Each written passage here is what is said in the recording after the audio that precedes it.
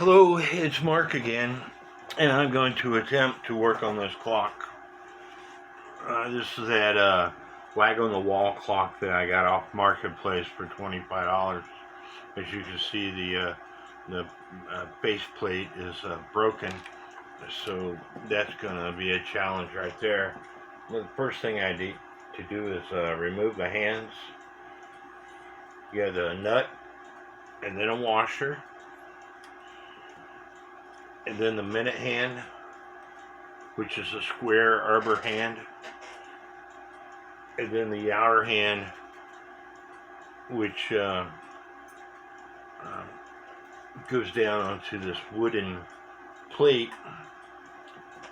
In order to take the face off, there are 4 L-shaped brackets that I have to take off. So I'm going to go ahead and do that.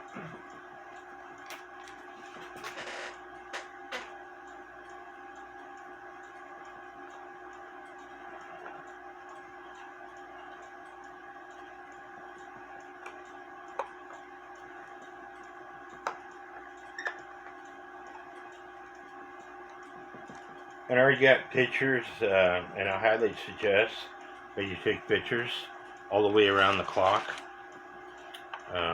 When you work on a clock, just that way, if you're like me, it might be a week or a month, or you just can't remember stuff, and the pictures help you put the clock back together.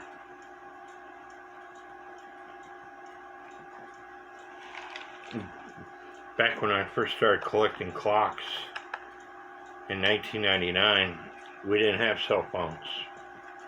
In fact,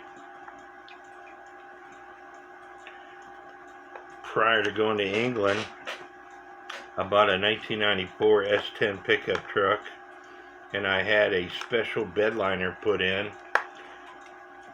And for that, they gave me a bag phone. It was a phone that you plugged into your cigarette lighter of your vehicle with a phone service. You would go down the road talking on this phone that was in a bag. The receiver end was on a cord, but the main part of the phone was in a bag. I still have that phone. I bought the truck in October of 93. November of 93, I got orders to go to England, and I never used the phone. But here's the movement itself, taken out of the clock. The movement itself with the face off.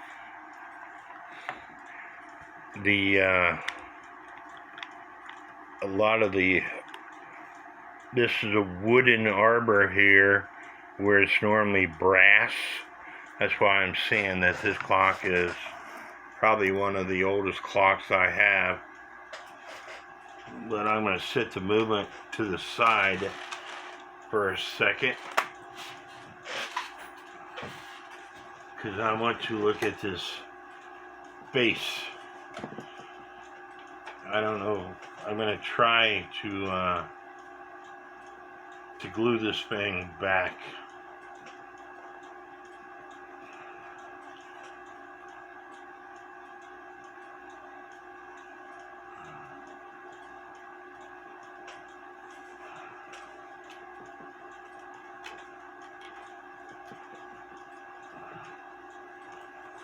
So I'm going to get out my super glue and see if that will allow me to glue that back.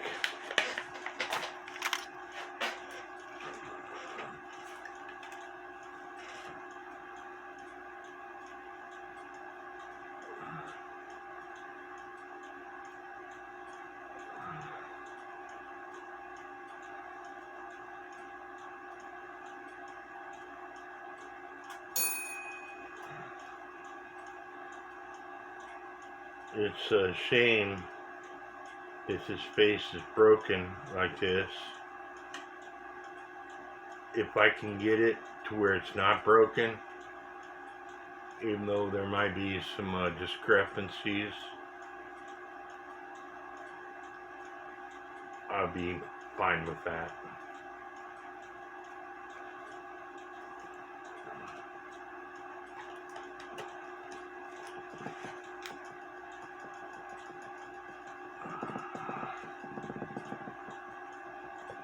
I'm going to get a clamp, so stand by. You don't need to see me doing all that.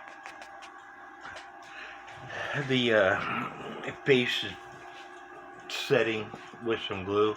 Off camera, I took off the 4 brackets off the movement, and so now I'm going to start trying to take this movement apart.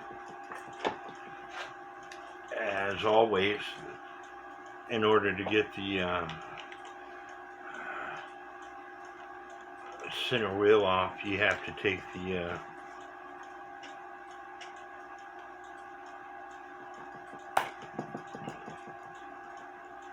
washer off the minute wheel pinion,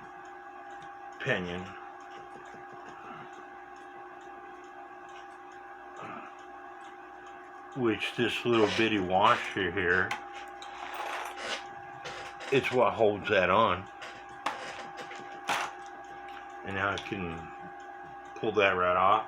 Like I said, this part is wooden, and so isn't this part. The only part that's not wooden is this little brass gear here.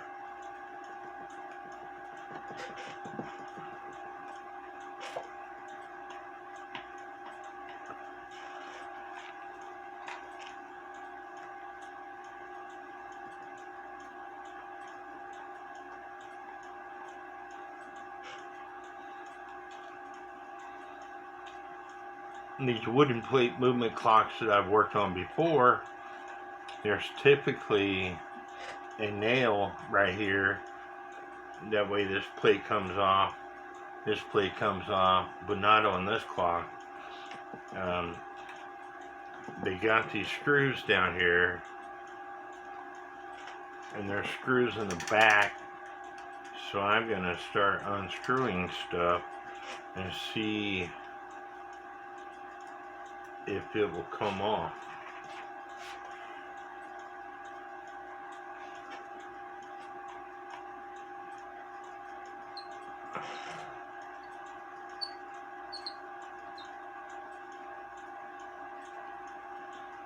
Which is coming off.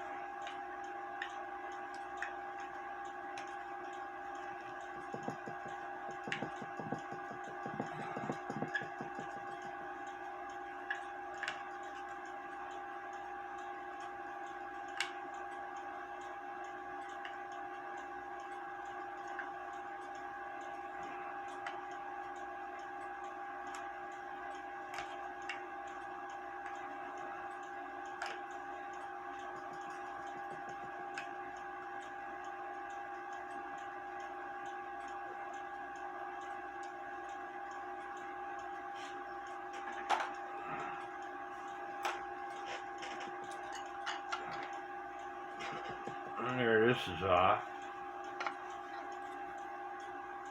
and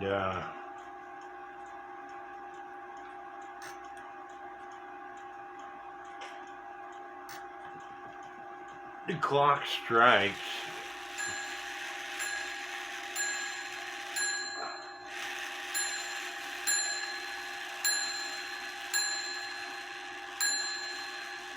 But as you can see, it continues to strike because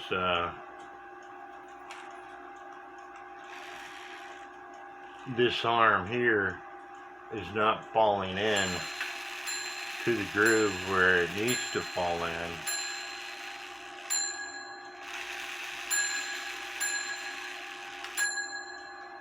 They did it on that one, and that's because this wheel is off just a little bit I was to move this out of the way and reposition this wheel,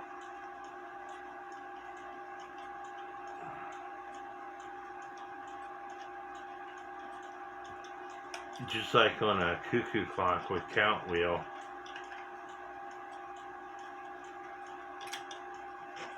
I just can't see the holes.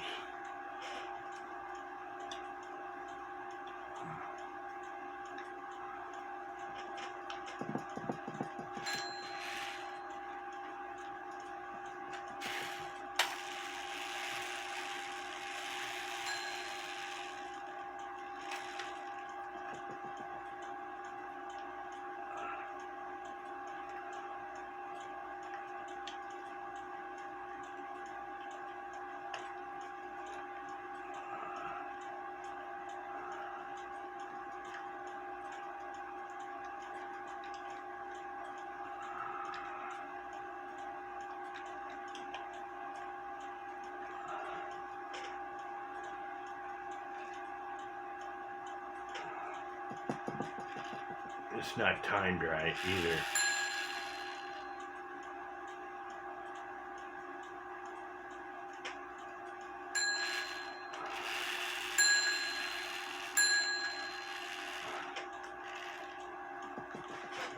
Let me see if I can show you what I'm looking at.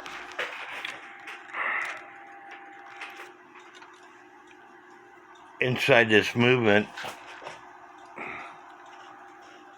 there's this wheel here.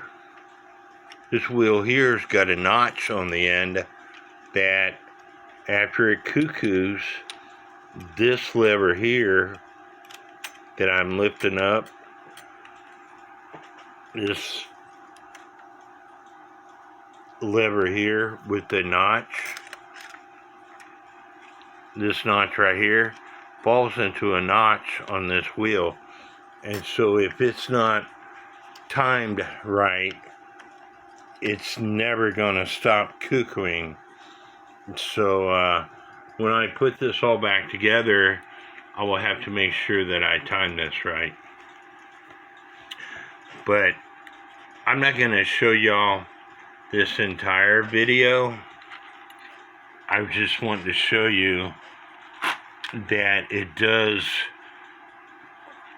strike, even though the hammer's too far away from the bell right now. It does strike, and so I'm going to go ahead and take this apart, clean it up, and put it back together. And we'll show you after I got it all back together. But these are, when I get it apart, I want to show you the wheels with the chains on it. I think it was modified to put the chains. I think it originally had ropes on it. And you'll see what I'm talking about after I got it apart. So let me get this thing apart. And unfortunately, I'm going to have to make it a two-part video. We're already at 13 minutes and 40 seconds, and my internet is slow. And I want to be able to use my camera to take pictures. So we'll see y'all in the next video.